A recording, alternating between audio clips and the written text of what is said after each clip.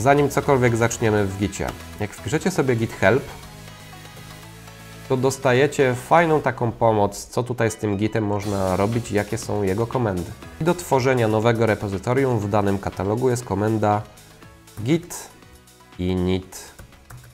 Git clone oczywiście Wam ściąga zawartość repozytorium. Jeżeli nie wiecie, co zrobić kiedykolwiek, wpisujcie git status. Jak najczęściej, kiedy tylko się da. I mi git status tutaj mówi tak. Jestem na branchu master, nie ma jeszcze żadnych commitów i są pliki nieśledzone. I mogę użyć git add, nazwa pliku, aby te pliki były dołączone do commita. Więc jak chcę dodać pliki, no to dodam oczywiście git add cmd, dodam copy txt i dodam file txt, po prostu wklejając tutaj ich nazwy. No to nie wiem, co dalej zrobić. Git status. Teraz jak widzicie, to wygląda troszeczkę inaczej. Mówi mi tak, że jestem na branchu master, no commitów jeszcze nie ma, ale takie zmiany będą zakomitowane. Plik cmd, copy txt i file txt, a pozostałe pliki one nie będą. No i teraz, gdy wykonam komendę git commit, -m podajemy tutaj wiadomość, każdy commit jakąś nazwę ma i mogę tutaj to nazwać jako initial commit. Ciach. Git status co mi wyświetla? No, nie pokazuje mi już tam tych plików, ale mówi, że jestem na branchu master. Master to jest zawsze taka główna gałąź, która istnieje. I są tam te 3 pliki nieśledzone. A jeżeli chcecie sprawdzić konfigurację, no to git config --list. Wypiszę Wam Waszą konfigurację. Teraz zróbmy sobie coś więcej. Zmodyfikujmy plik, na przykład file txt. Więc ja go otworzę w Vimie. File txt. Wcisnę A.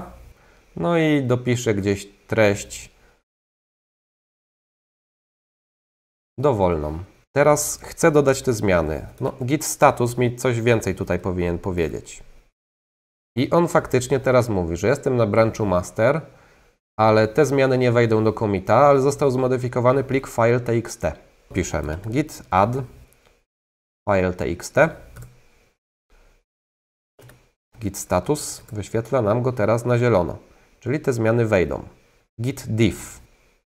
Diff Wam wyświetli zmiany, które są w Waszym pliku, ale jak widzicie, to są te zmiany na czerwono, które tutaj są, które jeszcze nie weszły do danego commita. Git diff --cached wyświetla te wcześniejsze zmiany, które dodaliśmy. Inna forma tego to jest jeszcze staged i to jest dokładnie to samo.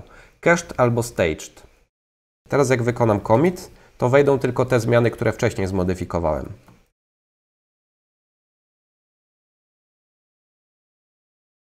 No daję jakąś nazwę. No i mamy nowy plik. Co nam teraz git log wyświetla? Mamy 2 commity, zobaczcie. Przy tym drugim jest autor z innym e-mailem. Ja sobie zmieniłem ten e-mail i to po prostu jest widoczne teraz tutaj w commicie. Natomiast jeżeli chcecie zobaczyć zmiany, które już zostały wkomitowane, no to jest komenda git show. Git show pokaże Wam zmiany z ostatniego commita, czyli tego. O, proszę bardzo. Natomiast jak mu podacie jako parametr ten numerek, wystarczy tylko kilka pierwszych cyfr. Nie musicie całego, ale ja akurat tu cały sobie skopiuję. No to pokazuje wszystkie zmiany, które zostały dodane w danym commicie. Z plusem są dodane linie, z minusem są linie, które ubyły. Teraz przydałoby się nam utworzyć brancha. Jak tworzymy brancha? Tutaj też nie ma jednego sposobu. Brancha można utworzyć na kilka sposobów. Wykonajmy komendę git branch.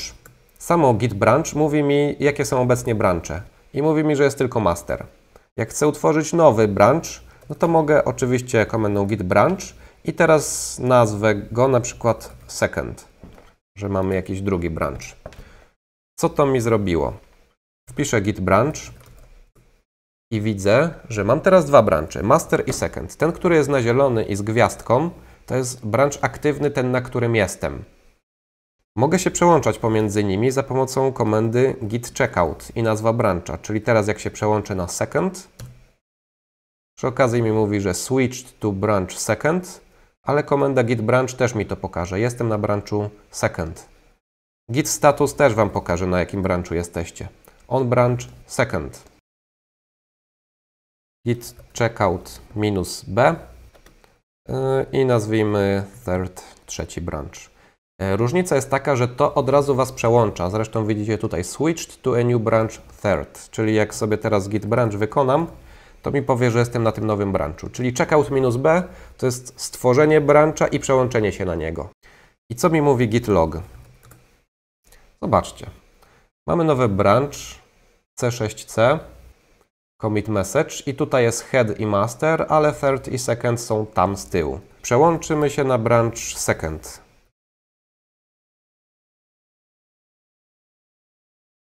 Jestem na branchu second.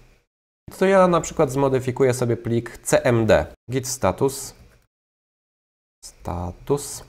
no i mi pokazuje, że jest zmodyfikowany. I teraz mogę sobie coś dodać za pomocą tego git add. Teraz git status mi wyświetli, że tak, to teraz wejdzie do commita. Przypadkowo na przykład dodałem .sw gwiazdka. I co teraz się dzieje? Git status.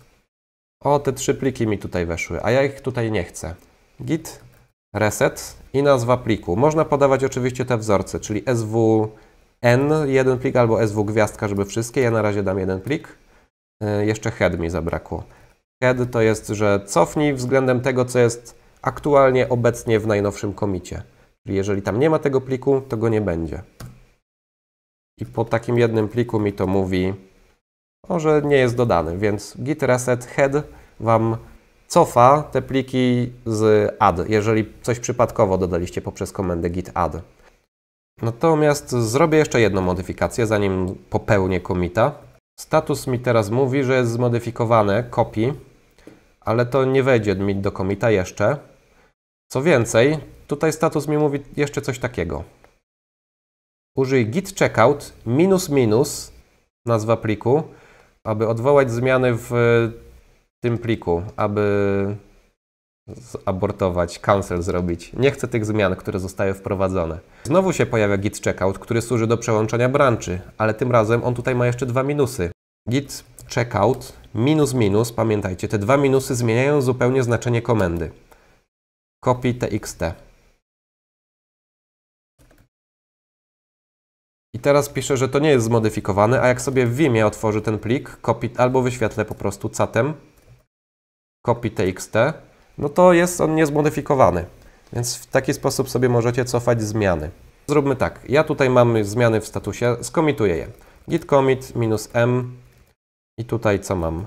Modified cmd. I jeśli chodzi o to, git log, aby wpisać do pliku, no to można użyć tego przekierowania. np.txt. Pojawił się plik np.txt, w którym jest zawartość tego loga. Dodajmy go. Git add np.txt. Git commit -m np.txt added. Git log. Więc pojawił się nowy commit. D52. Git reset. I tutaj też są przełączniki. Ja na razie nie podam żadnego.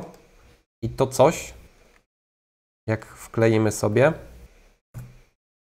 co to nam zrobi? Git log. O, zobaczcie. Mamy ten initial commit i tutaj jest third. Przestawiliśmy etykietkę za pomocą git reset. Usuwam rm file txt. I ups, skasował mi się plik. No, nie ma go tu. Jak go mogę przywrócić? Git checkout --, jest tutaj napisane. I ten plik przywrócił się. Jest znowu. Git merge print. I co nam tu wyskoczyło? Auto merging, print cpp, conflict, merge conflict in print cpp, automatic merge failed, fix conflicts and then commit the result. Czyli mamy konflikt.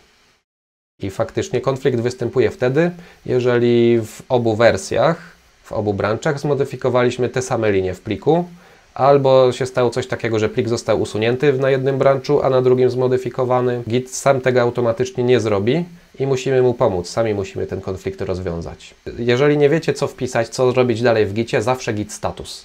Git status. Na tych niezłączonych możemy użyć git add i nazwa pliku, aby oznaczyć je jako rozwiązane, że już rozwiązaliśmy konflikt. I on tutaj nam mówi both modified, to znaczy, że na obu branchach został zmodyfikowany plik print.cpp i on powoduje konflikty. Więc ja wyświetlę za pomocą cata, co w tym pliku jest w tej chwili. Cat print.cpp. Może otworzę w Vimie, bo tam nam pokoloruje, będzie lepiej to widać. Vim print.cpp. Są takie znaczniki specjalne. Tutaj jest pierwszy. Tutaj jest drugi, tutaj jest trzeci.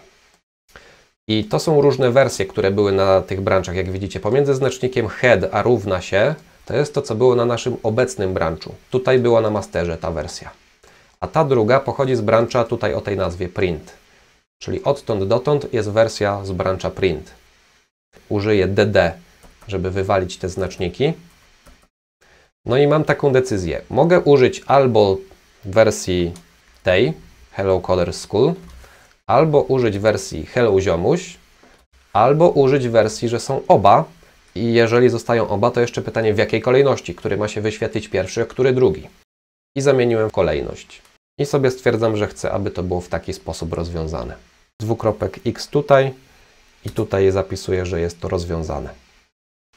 Git status. Jak nie wiemy co dalej, to zawsze git status. Zapisaliśmy ten plik.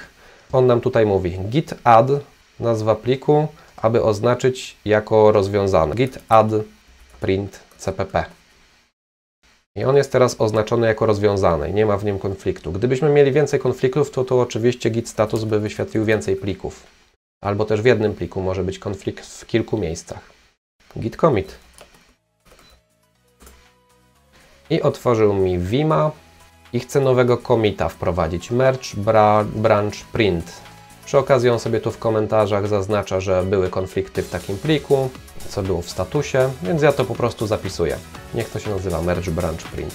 Escape dwukropek X. Rozwiązaliśmy konflikt.